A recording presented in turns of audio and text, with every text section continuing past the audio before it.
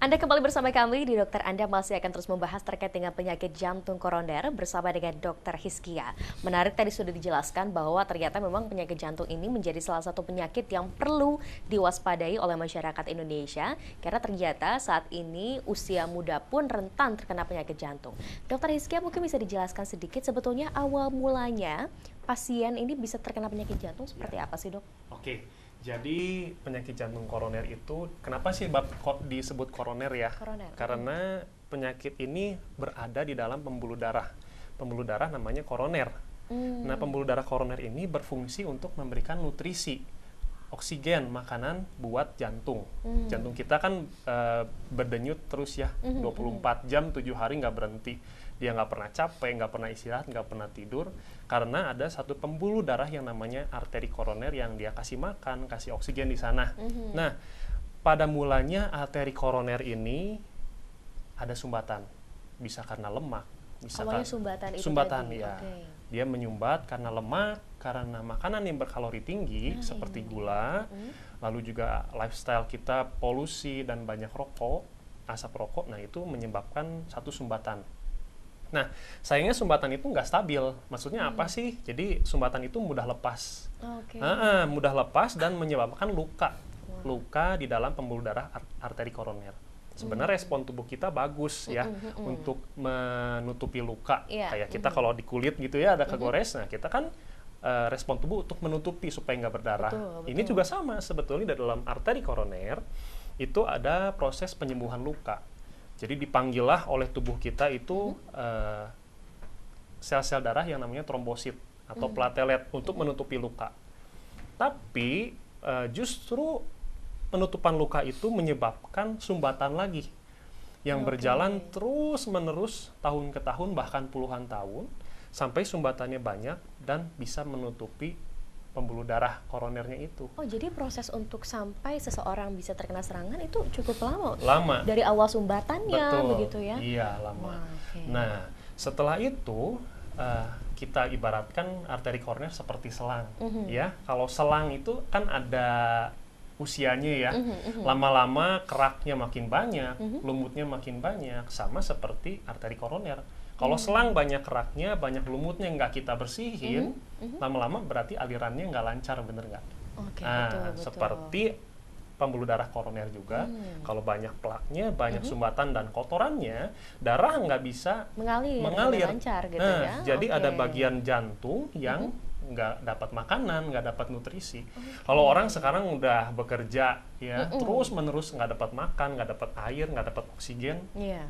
Kan akhirnya capek ya, berhenti bekerja gitu ya. Sama dengan jantung. Nah, kalau masalahnya jantung berhenti bekerja, berarti berhenti juga lah orangnya. Berarti gitu. Ini menjadi perhatian penting karena proses sampai dengan seseorang terkena serangan jantung itu cukup lama. Lama, begitu, betul. Ya? Nggak 1-2 hari. Nggak 1-2 hari betul, gitu ya. Iya. Nah, setelah sampai akhirnya misalkan seseorang ini terkena serangan, Dok, biasanya gejala awalnya kan tadi dokter katakan ada yang mengeluh sakit punggung dan lain-lain begitu ya. Nah, ini apakah kemungkinan juga akan adanya mungkin turunan, Dok? Misalkan orang tuanya penyakit jantung juga gitu. Nah, ini mungkin nggak, Dok? Ya, mungkin sekali.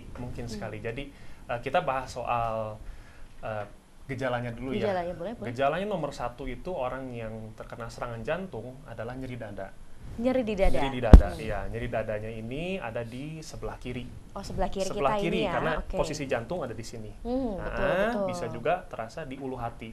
Jadi rasanya kayak asam lambung naik, betul, kan biasanya suka betul sakit banget. ulu hati ya? Iya, seperti sakit mah. Namun nyerinya ini dia menjalar sampai ke pundak kiri. Pundak kiri, ke lengan kiri, ke rahang bagian bawah dan punggung juga tadi bisa. Jadi nyeri ya awalnya? Nyeri. Ulu hati, dada ini perlu jadi perhatian ya kalau sudah merasakan seperti itu. Kalau keringetan mungkin keluar keringat banyak juga? Iya, betul juga. Jadi selain gejala utamanya itu nyeri dada, dia itu bisa dibarengi dengan keluhan lainnya seperti mual, muntah, dan banyak juga yang mengeluarkan keringat dingin. Nah, kalau udah ada tanda-tanda seperti itu, cepat-cepatlah gitu ya. Jangan, ini mah penyakit biasa, masuk angin. Nah, tapi kalau kita udah tahu sekarang gejalanya, kita cepatlah lari ke fasilitas kesehatan. Baik. Jadi langsung diperiksakan ya. Nah, Dok, misalkan faktor gini. Risiko tadi. Resikonya itu, betul. Jadi faktor risiko itu karena kita sekarang di Indonesia banyak lifestyle yang kurang baik gitu ya, betul. polusi, merokok, makan, mungkin kita sebenarnya mungkin pengen sehat, cuman waktu ya kita juga kadang-kadang kurang tidur, tuntutan pekerjaan dan lain-lain. Stres juga ya pengaruh ya. Betul. Jadi ada faktor risiko, ada dua sebetulnya. Ada yang bisa diubah, ada yang nggak bisa diubah. Kalau yang nggak bisa diubah kita sebut dengan takdir lah ya, gitu. Contohnya usia. Orang makin tua, kemungkinan terkena penyakit jantung dan penyakit lainnya juga akan bertambah. Yang kedua adalah jenis kelamin. Laki-laki lebih banyak mengalami penyakit jantung dibanding dengan perempuan. Dan keturunan. Jadi kalau misalnya kita punya keturunan ya, orang tua yang terdiagnosa sakit jantung atau punya keluarga yang meninggal mendadak di bawah usia 50 tahun, masih muda ya. Nah, kita harus hati-hati apakah itu meninggal mendadaknya karena penyakit jantung. Nah, faktor keturunan itu yang kita harus antisipasi. Bagaimana sih antisipasinya? Dengan faktor yang bisa diubah. Lifestyle-nya harus bagus. Gaya hidup ini ya jadi perhatian. Masih sering merokok, ayo ganti pelan-pelan. Karena memang mungkin sulit ya bagi sebagian orang. Betul. Jadi dikurangin sedikit demi sedikit. Terus makanan yang banyak mengandung lemak, banyak yang mengandung gula, itu juga nggak bagus buat kesehatan jantung kita. Karena itu yang paling enak, Dok. Gitu. Betul ya. Sekali-kali boleh lah. Sekali-kali boleh, tapi pelan-pelan kita kurangi. Tapi pelan-pelan kita kurangi ya. Istirahat cukup dan juga kelola stres kita.